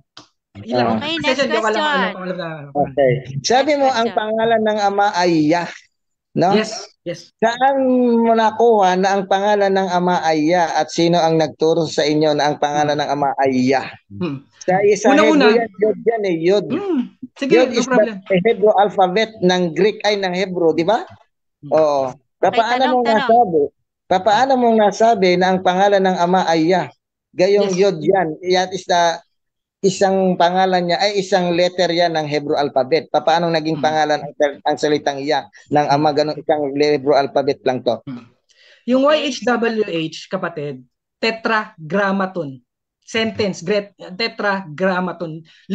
Letra siya na grammar. Okay? Yung Yah, short form nung YHWH, yun yung hindi natin alam kung ano yung sumunod na mga letra. Pero sigurado ko, hallelujah. Tsaka meron niya naiwang na-preserve na isang talataya sa Psalms na ako siya. Next question. Nagpakilala siyang Yah. Next question. Next objection muna, Mr. Moderator. Okay, post the time. So, objection. Tinatanong ko yung Yod o yung Yah. No? Kasi 4 na letra yung tetragrammaton. Yod, Hey, Baw, Hey. Di ba? Ang tinatanong ko lang yung Yod o yung Yah.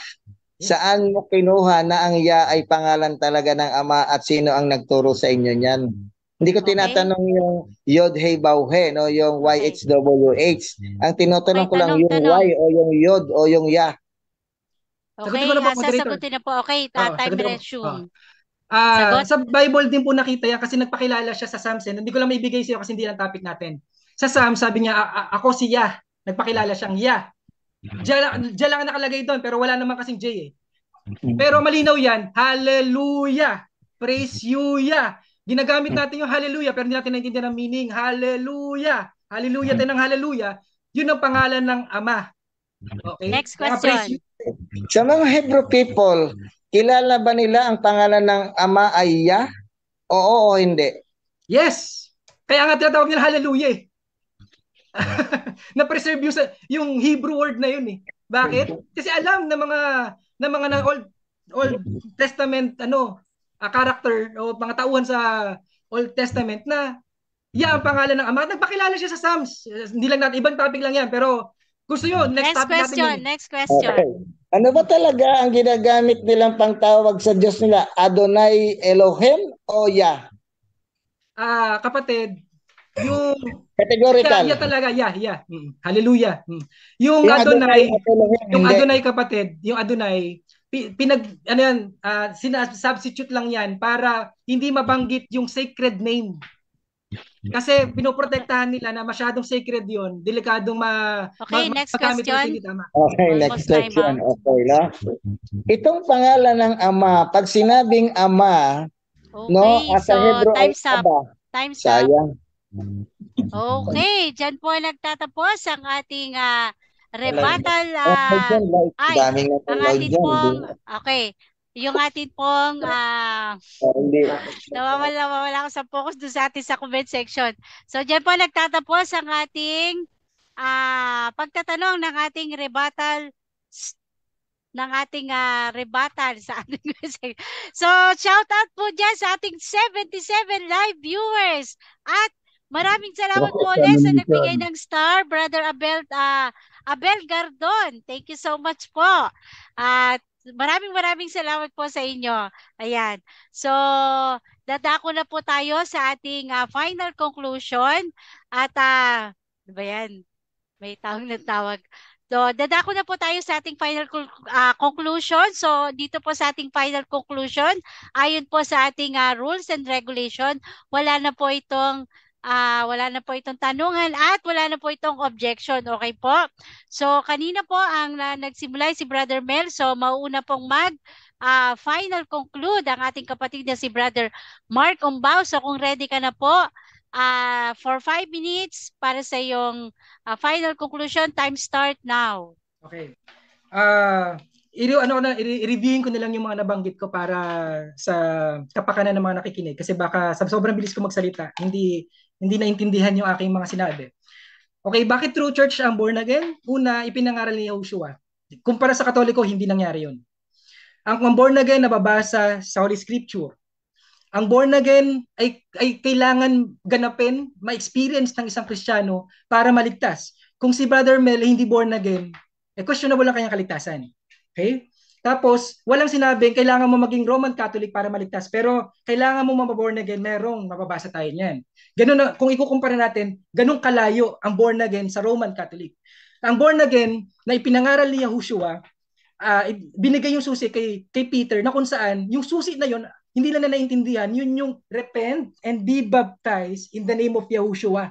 At tumanggap ng Holy Spirit na kung saan mamumunga ng pag-ibig.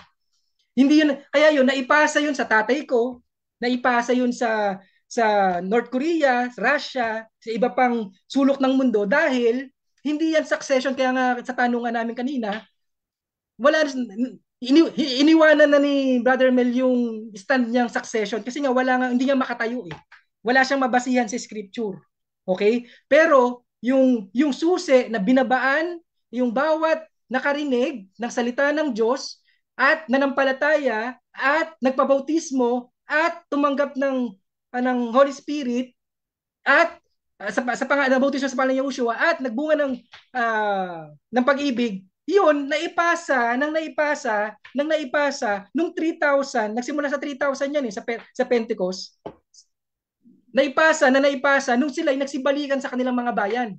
Patunay yan sa Acts 1:8, yung mga binabaan naging saksi sa Judea, Samaria at sa iba pang sa iba't ibang sulok ng mundo. Natupad, may succession talaga. May pinanggalingan na iisang espiritu. Kaya pala ang linaw yung lahat ng kaloob ng maging ebanghelista, mangangaral, apostol, pagiging pastor, obispo, nanggaling yan saan? Hindi sa succession. Wala kang mababasang succession. Galing yan sa iisang espiritu at yung iisang espiritu ay iisang Diyos at ang iisang Diyos niya ng Ama. Okay? Tapos ngayon, anong malinaw doon? Naipasa hanggang sa nakarating sa tatay ko, nakarating sa akin yung susi. Ngayon ipapasa ko na yung susi saan? Sa mga mababahagian ko ng salita ng Diyos. Sana malinaw 'yon. Tapos ano pa yung sabi niya? Ang born again, okay? Ito. Oh, wala sa ilalim ng kautusan. Ang dami ko yatang narinig na sekta, lalo na ang Roman Catholic, kaya nga kinopya sila ng ibang samahan eh. Kailangan nila ariing banal sila sa pagsunod sa kautusan. Nasa ilalim sila ng kautusan eh. Kaya nga sabi niya, yung ibinilang sa mga ligtas, hindi pa ligtas. Ibinilang na nga sa mga inililigtas eh. Tapos hindi pa pala ligtas. Meron bang inililigtas na hindi banal? Di ba? Parang ang kapatid natin hilo, kumbaga confused, hindi niya naiintindihan na kapag binilang ka sa mga inililigtas, sa mga ligtas, ibig sabihin, kaya nga yung pangako binigay na eh. Alangan na babawiin pa. Hindi niya, sana nga, dapat sinagot niya yung kaninang tanong ko sa kanya. Baka sa conclusion, sagutin niya. Saang talata na yung tupang nasumpungan ng Diyos, nasumpungan na, hindi yung sa una pa lang nawala. Hindi, yung nasumpungan. Yung nasumpungan ni Yahushua ang tupa niya, ay mawawala uli. Last 1 minute. Saan ka makakabasa nun? Bigyan ko ng chance si kapatid na sagutin niya yun. Kasi kung wala, nasa ilalim talaga sila ng kautusan ng Roman Catholic. Tapos, ang born again, isinilang sa salita. Kaya nga sa James 1:18, 1 Peter 1:23, basahin nila yung mga talata, John 14:26, 2 Peter 1:22. Ang dami na itong talatang to. Na ang born again, ang iglesia ay isinilang sa salita ng Diyos, kaya nga nakarinig kaya nga tumanggap, kaya nga nabautisman, etc. Ang born again, katuparan nung John 10:16 tsaka yung John 3:8 ay yung kawan na magkakaiba na isa is gagawin niyang isa at magkakaroon isang pastol, at yung tapos ito pa, tingnan yung pansinin niyo ang born again. Hindi katulad ng Katoliko, sila para silang ang born again para protestante. Kasi ang Iglesia Tanayon ni Yahushua, mga protestante yan eh. Nagpo-protesta dun sa kasalukuyang gobyerno. Di ba yung mga Pariseo dati? Okay, time is up. Ayan. So, dyan po nagtatapos ang ating final conclusion ng ating kapatid na si Brother Mark Umbao. Maraming salamat sa iyo, Brother Mark. At shout out po tayo dyan kay Brother Rio Ramos. Ayan. Magandang gabi po sa iyo sa lahat. At syempre po sa ating 77 live viewers. Ayan. Thank you so much po. At syempre, dadako na po tayo sa final conclusion din ng ating kapatid na si Brother Melchor Manalili. So, Brother Mel, kung okay ka na po, ay... Ready na, 5 minutes. Yes, 5 minutes. Time start now. Unang-una, kung pakikinggan natin yung mga ini-stand ni Pastor Mark Umbao, no? Hindi natin narinig yung true church na sila wala. Ang ginagawa niya puro attack, no? Puro attack lang. Pero kahit isa hindi ko narinig na inangkin niya na sila ay true church founded by Jesus Christ, wala. No? At pangalawa, sinasabi niya na nung Pentecost Day ay may pastor daw doon. Walang pastor doon. Yung 120 na yun, mga Hudyo din, mga na-convert na mga nando doon. Na walang pastor protestante doon sa 120 na yun. No, wala, as in wala. Kaya walang born again Christian pastor na nando doon sa Pentecost Day during that time na bumaba ang Espiritu Santo. Kung nando doon ang mga pastor protestante, di sana kinilala nila ang mahal na Birhen Maria, dahil sabi ni Umbao, nando doon daw ang mahal na Birhen Maria. Di sana hanggang ngayon ina-acknowledge ninyo ang Mama Mary namin. Kung nando doon pala yung mga pastor ng born again, tinatatuan nyo nga tinatanggal nyo nga si Mama Mary, kaya patunay lang na walang pastor ng born again doon. Dahil kung may pastor ng born again doon, nandoon ang mahal na Birhen Maria, tatanggapin at kikilalanin nyo si Mama Mary bilang ina ng Diyos na nagtatawang tao. So wala kayo doon dahil ayaw na ayaw nyo sa mahal na Birhen Maria. Yun ang patunay na hindi talaga kayo nandoon at walang born again Christian na itinayo ang ating Panginoong Hesukristo. Ang born again Christian, kung isi-search mo, ay produkto lamang ng mga Protestant revivalists noong 1980 yan, pumasok sa Pilipinas. Yan yung mga protestante na nagtayo ng sarili-sarili nilang denomination, no? At nagtayo ng iba't ibang aral na salu-salungat sa lahat ng 40,000 born again Christian na nagke-claim sila ay tunay na born again. Gayong ang kanilang mga doktrina ay sala-salabat. Tandaan natin, ang tunay na simbahan ng Diyos hanggang ngayon kahit na maraming mga persecution, maraming mga nangyayaring anomalya, maraming nagaganap na iskandalo, hindi niya to iiwan dahil ang sabi niya, even the gates of hell shall not prevail against it. Yan ang tunay na simbahang itinayo ni Jesus. Ang simbahang Katoliko, marami ng anomalya, marami ng iskandalo, marami ng persecution, but it's still Catholic ang simbahang itinayo ng Panginoon. Walang nakagigiba nito dahil ito ay itinayo ng Diyos. Sabi nga ng Panginoon sa kanyang talingaga, no? Ang bahay kapag itinayo sa buhanginan, dumating ang unos at bagyo, nawawasak. Pero ang bahay na itinayo sa bato, dumating man ang mga unos at mga bagyo, mga ano, hindi magigiba dahil ang simbahang Katoliko itinayo sa ibabaw ng bato. Kaya walang makagigiba nito. Hindi ito itinayo, ang bahay ay hindi itinayo sa bahay na buhangin, kundi itinayo sa bato. Kaya ang bato na yon, ang aming panulukan ay ang aming Panginoong Kristo, siya ang cornerstone. Ayan, no? Diyan, doon mo makikita ang sinabi ni Jesus, ang bahay pag tinayo sa buhanginan, mawawasak dahil pag dumating ang mga unos, nasisira. Ang simbahang Katoliko, Mateo 16:18, itinayo sa ibabaw ng bato. Kaya hindi ito magigiba kailanman at hindi ito matatalikod dahil ang sabi niya, kahit ng pintuan ng Hades o ng impyerno, hindi makapananaig sa kanya. Marami nang nag-persecute, marami nang umatake sa simbahang Katoliko, nananatili pa rin Katoliko. Mamamatay at mamamatay ang maraming pastor na umaatake sa simbahang Katoliko, mamamatay at mamamatay ang mga ministrong umaatake sa simbahang Katoliko, ang Katoliko ay mananatili magpakailanman. Yan ang hula ni Daniel chapter 2 verse 44. Ang sabi doon, in the days of the king shall the God of heaven set up a kingdom which shall never be destroyed. In this kingdom shall be left to the other people, but it shall break into pieces and consume all this kingdom, and it shall stand forever. Yan ang simbahan na tinayo ng Panginoon, mananatili magpakailanman, no? Kaya ang inyong pagiging born again Christian ay produkto lamang ng mga Protestant revivalist at walang kinalaman yan sa mga apostolic succession. Walang pastor doon sa Pentecost Day. Tandaan mo, ang salitang pastor, ang nakalagay doon, pastol. Ang gumamit ng salitang pastor ay si, alam mo kung sino? Okay, time is up. Si John Calvin. Siya lang, no? Ang totoo, Okay, pastor time yan. is up.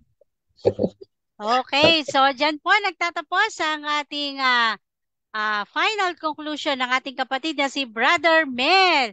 So again, shout out po tayo dyan sa ating 77 live viewers. At dyan po sa atin sa comment section, maraming salamat po sa inyo sa lahat. At syempre, lalo na po yung ating dalawang magiting na debatista, si Brother Mark Cumbao and Brother Melchor David Manalili. At talaga po naman tunay na talagang maginoo at payapang debate ng ating dalawang kapatid na ito. Magkaiba man ang pananampalataya, pero still, nandun pa rin po yung pagkakaibigan po nila. Amen po. So, maraming salamat po sa inyo. At again, open po ang ating In Defense of the Truth sa lahat po ng gusto na makipagtalakayan dito o magpahayag po dito. Open na open po ang ating In Defense of the Truth. So, okay. Ay, hindi ko pala napindot. So, again, salamat po at syempre bago po tayo magtapos ay hihingan po natin ang dating dalawang debatista ng kahit 1 minuto po na pasasalamat or kung meron po kayong gustong pasalamatan sa pagtatapos. Yes, Brother Mark Cumbao, 1 minute. Meron ka pong 1 minute. Nakamute ka po, nakamute.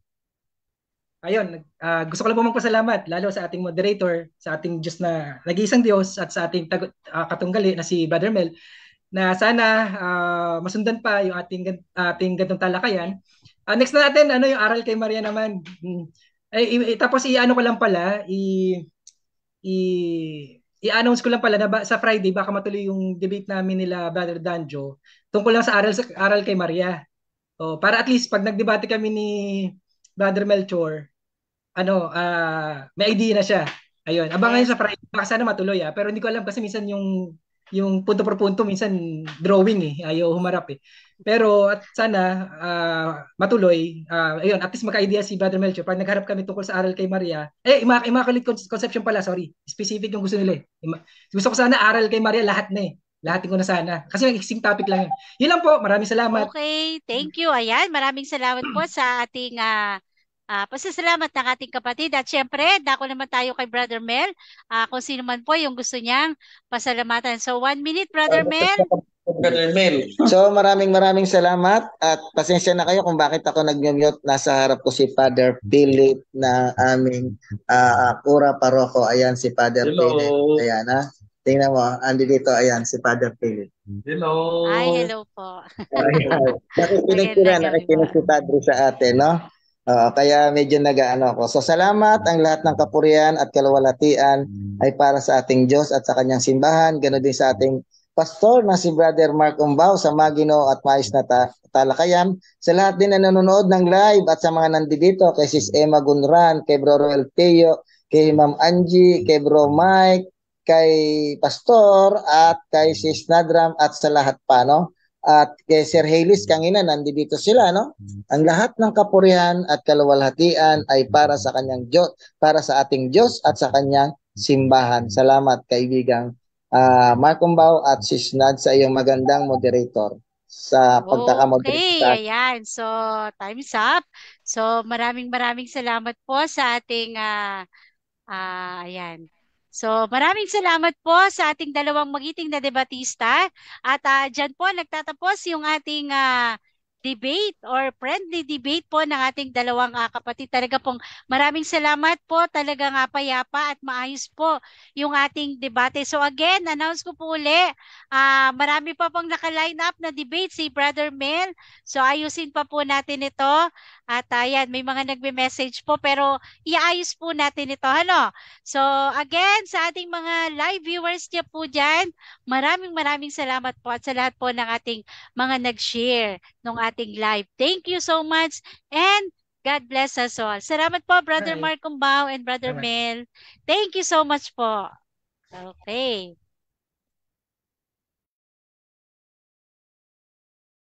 Salamat, bye-bye.